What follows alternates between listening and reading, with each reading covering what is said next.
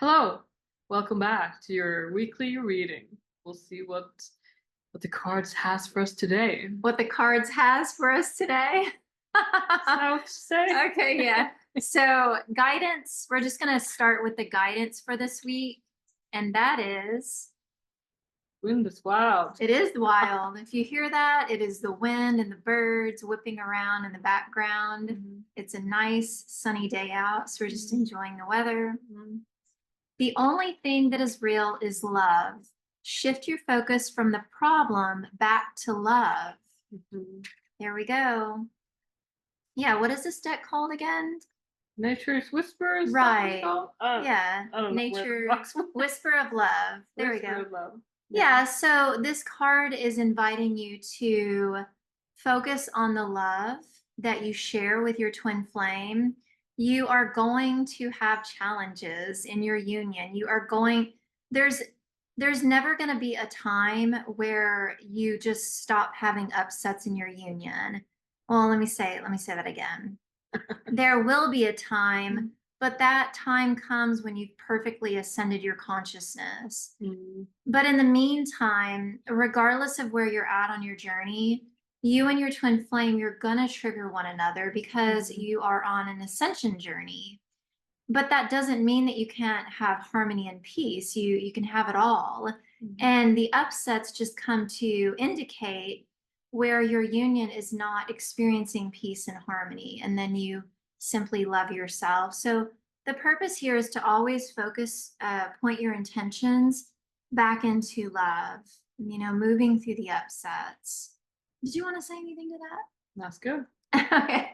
All right. And then the second card for this week's angel guidance is be in the present and dream of the future.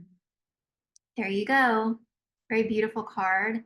Yeah, being with your twin flame in the present moment now, wherever you're at in your journey, choosing to be once again with the love that you share and focusing on your dreams and desires. It's important to this is something that I've done and I've noticed others do before too, is that especially if you're moving through physical separation, numbing out your desire for your twin flame because there's an idea that you're not going to have it or you can't have it. So you shut down the desire, but that's the last thing that you want to do because in you feeling the desire and nurturing that, that's what propels you forward. And you never want to numb out to your desires because they're guiding you. They're showing you the way. And even when you're with your twin flame, that desire, I still desire Adam all the time. It only deepens. It never goes away. And so just choose to connect. Adam eats that up. Choose to connect and nurture your desires. Okay, so we're just going to keep rolling with it. The divine feminine this week. She is having an awareness. Divine feminines there's a pulling back the veil. There's something that the divine feminine is going to see in the beginning of the week, and it's going to open her heart. There's something that she's been longing to see, wanting to have clarity on. Well, that clarity is it's coming. And number 6 is the Lovers. So it's perfectly intertwined with your union. All right. And in that, the feminine is going to feel that there's a change that's occurring. Number 5 is change. And there can be this idea that in this change, that there's a win and a lose, but there's not. Okay. In a divine relationship, which is whether it's with your twin flame or if you're, any divine relationships in your life, it's always going to be a win-win situation. There's never a winner and a loser. If you give up, you lose. Exactly. That's it. Right. Yeah. That's the only way that we can lose is if we choose to give up, which that's not wink wink what you're doing here. But the only thing that we can lose are the patterns, the beliefs, the ego consciousness that does not serve us anyways, and you don't want that. So anytime you feel like you're losing something, well, you're losing the ego and you don't want that. And the ego is trying to tell you, well, you don't want ego.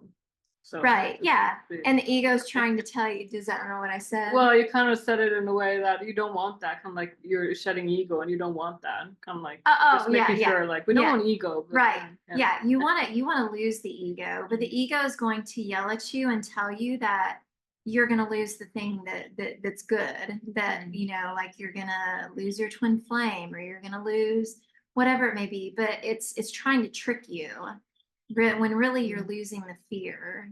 And so, yeah, feminines, there's no win or lose. There's only a win-win.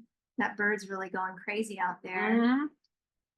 Towards the end of the week, it is important for the feminines to observe. Don't make any hasty decisions. Don't make any rash, don't